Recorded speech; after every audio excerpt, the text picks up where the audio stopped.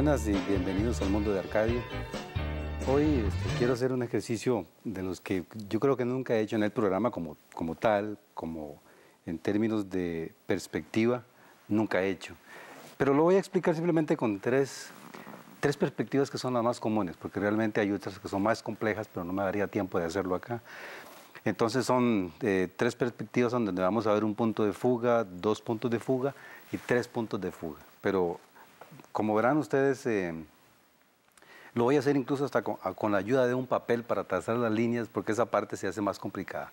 Entonces, para cuando vayamos a hacer una casa o vayamos a hacer algún bodegón o vayamos a dibujar algo que requiera un poquito de perspectiva, esto les va a servir un poquito.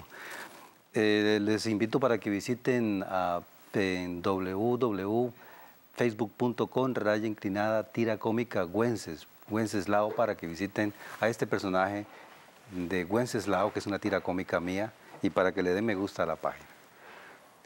Bueno, para empezar voy a mostrarles este dibujo que tengo acá, que lo había hecho en una clase con uno de mis alumnos para explicarle cómo se ubicaban los elementos en el espacio.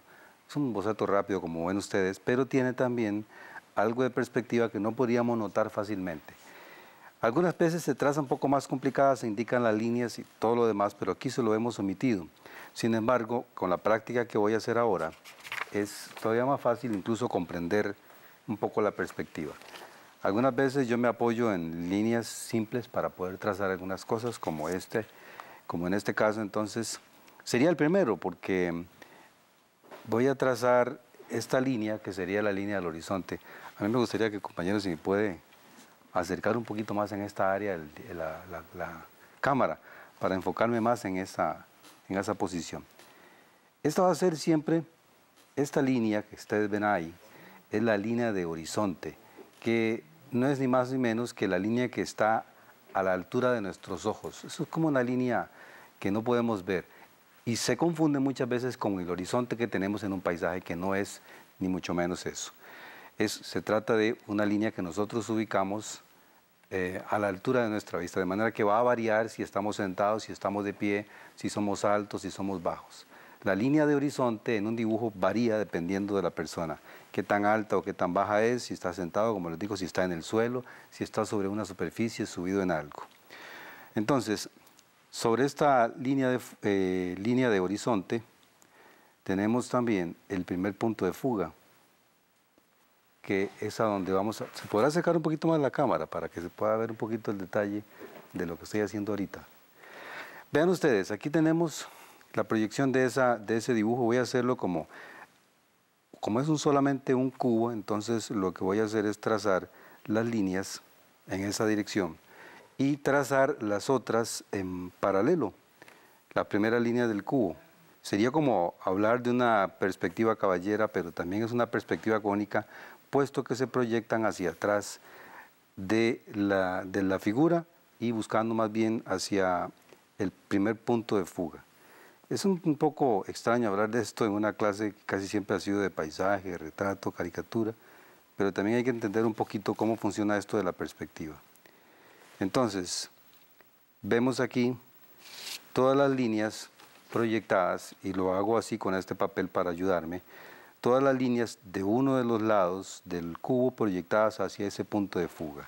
Estas, por supuesto, son líneas de fuga.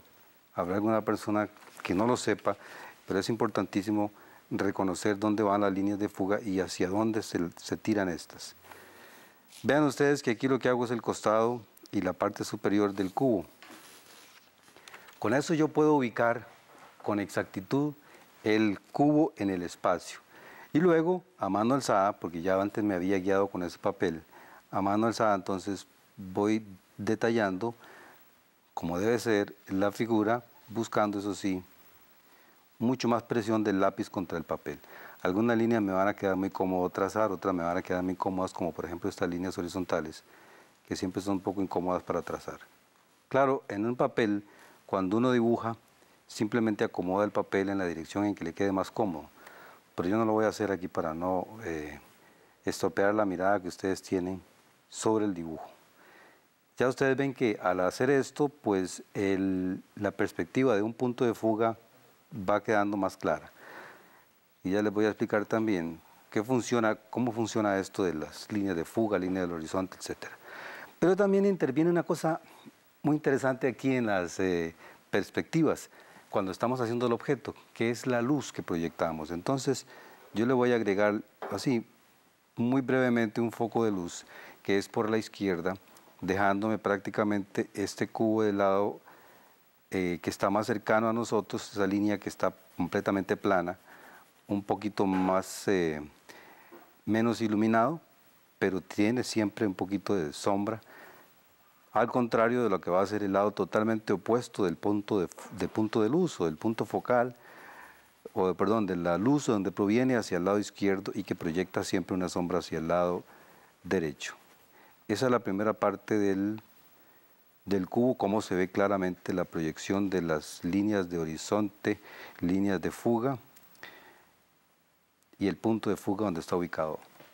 Como esta parte es más opuesta completamente a la luz, pues entonces llevará un poquito de más intensidad a la hora de trazarse con el lápiz.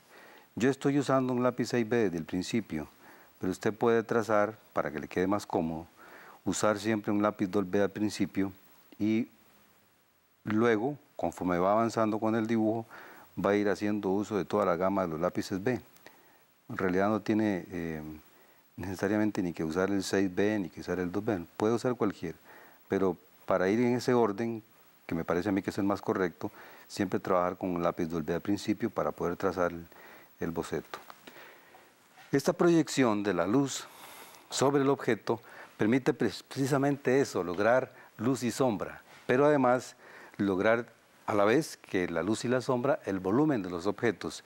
Pero también hay otra cosa adicional, como lo dije en un programa anterior, que es la obtención de las texturas. Como esto es un cubo y está hecho rápido y sin ningún otro detalle, pues no tendrá más textura que lo que ustedes pueden ver ahí, que es puro efecto del lápiz sobre ese papel. Pero tal vez el cubo tuviera algunas características, que fuera hecho con madera o lo que sea, entonces habría que dibujarle la textura de la madera. Y con eso uno obtiene totalmente definida una forma, gracias a la luz, a la sombra, al volumen de los objetos y a la textura. Bueno, eso es en parte lo que quería explicarles en esta primera parte del programa. Una vez que vayamos al corte, voy a explicarles la siguiente, que es una perspectiva con 2 puntos de fuga, siempre con un cubo como este para que me quede más claro. Ya casi regreso.